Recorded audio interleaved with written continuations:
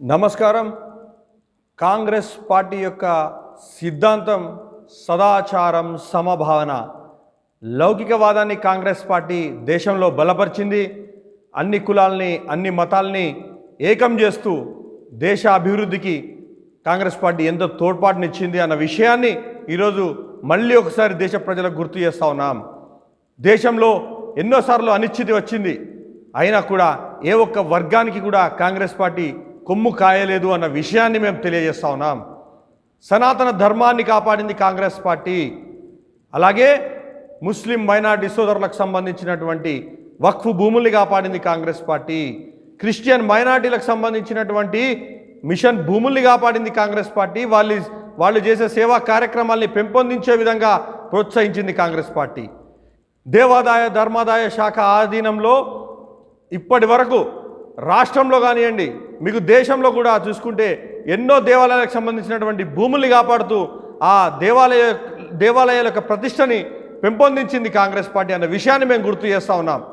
Congress party ఏ రోజు కూడా ఏ ఒక్క మతానికి, ఏ ఒక్క కులానికి కొమ్ము కాయలేదు అన్న విషయాన్ని మళ్ళీ ఒకసారి గుర్తు చేస్తూ ఉన్నాం. ఈరోజు దేశ ప్రజలు ఇంకొక విషయాన్ని గమనించాలి.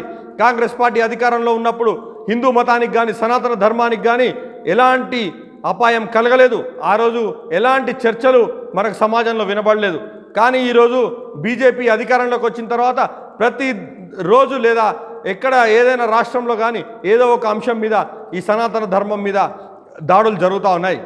ఆ రోజు కాంగ్రెస్ పార్టీ అధికారంలోకి వచ్చినాక దేశంలో నెహ్రూ గారు, ఇందిరాగాంధీ గారు ప్రధాని అయిన వెంటనే దేశంలో ఉన్నటువంటి చాలామంది పీఠాధిపతులకు, ఉదాహరణకు మనం తీసుకుంటే శృంగేరి పీఠాధిపతి కానివ్వండి, అలాగే మీకు తమిళనాడులో కొంతమంది పీఠాధిపతులకు కానివ్వండి, క్యాబినెట్ హోదాని కల్పిస్తూ, ప్రోటోకాల్ని కల్పించి వాళ్ళకి రక్షణ వ్యవస్థను ఏర్పాటు చేసింది ఆ రోజు కాంగ్రెస్ పార్టీ.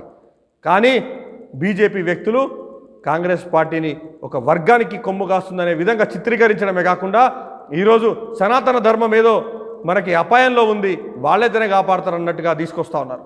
మేము మళ్ళీ గుర్తు చేస్తా ఉన్నాం, కాంగ్రెస్ పార్టీ తిరిగి అధికారంలోకి రాగానే సనాతన ధర్మానికి ఏ విధమైన మచ్చదేవాలని చూస్తున్నటువంటి ఏ ఒక్క వ్యక్తిని వదలకుండా కట్టడి చేసి అవసరమైతే వాళ్ళని చట్టపరంగా చర్యలు తీసుకొనైనా సరే సనాతన ధర్మాన్ని కాపాడే బాధ్యత కాంగ్రెస్ పార్టీ తీసుకుంటుంది.